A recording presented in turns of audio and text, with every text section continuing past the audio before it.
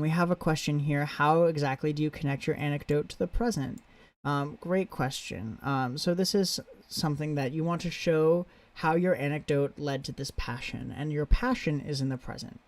So it's by connecting the passion to where you are now. The example that we went through for Duke actually did a pretty good job of this, because they said, here I can switch back to showing you the screen. One Christmas morning when I was 9, etc., etc. Even after I outgrew,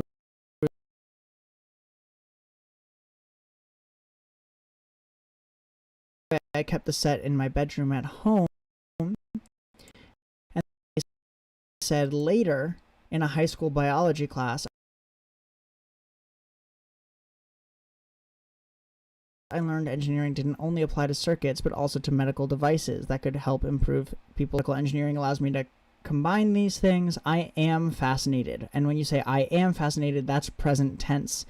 So you can see that we've gotten from the past to the present pretty quickly, pretty smoothly.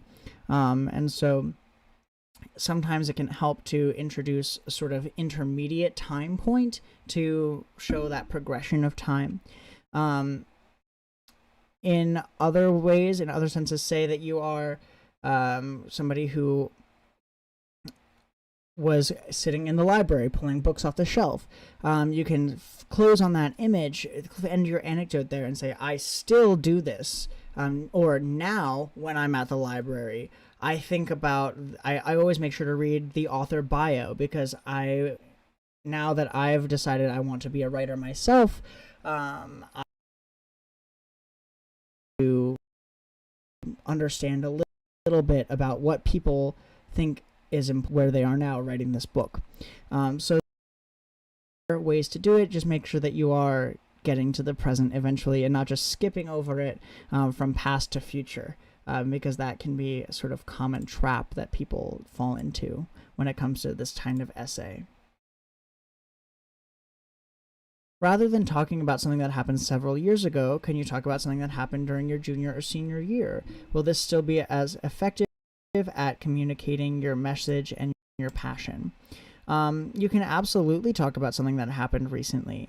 The Purdue essay we talked about was about something that happened 2 days ago.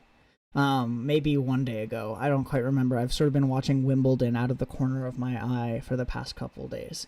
But that's something that solidified for them. It wasn't the beginning. So the anecdote that we looked at for Duke was something that happened a long time ago, and it may have been the start of their passion, right? But something that happened more recently may have solidified it for you. So it's different stages of the development of that passion. And how you talk about it will be colored by when it happened, of course, but you can still communicate passion if you do it through a genuine anecdote and you make sure that that is coming through. So it's all about how you write it, and if you are struggling to write something that seems passionate, going to the distant past is, sort of an easier way to do it, because it shows that it's been something that's on your mind and has been on your mind for many years.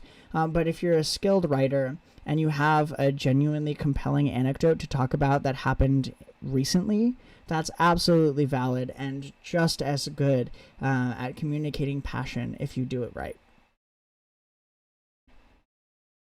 Keep in mind that these prompts can be 50 words or 500, and for shorter ones you'll likely have to focus on one anecdote, and for longer ones you might be able to tell more of a longer narrative. I recommend sort of making an outline before you write these essays, and the outline doesn't have to be school specific. It can just be things like introduction, introduce the essay with an anecdote that is memorable. And this will be more specific for you. For me, it might be, pulling books off the library shelves. And then body paragraphs, something about the past and how you got to, connect the anecdote to the present day, and then another paragraph about goals for the future. And then final paragraph, conclusion, close it out with showing how studying the major at this school will help you reach your goals, and sort of summarize everything that you've said.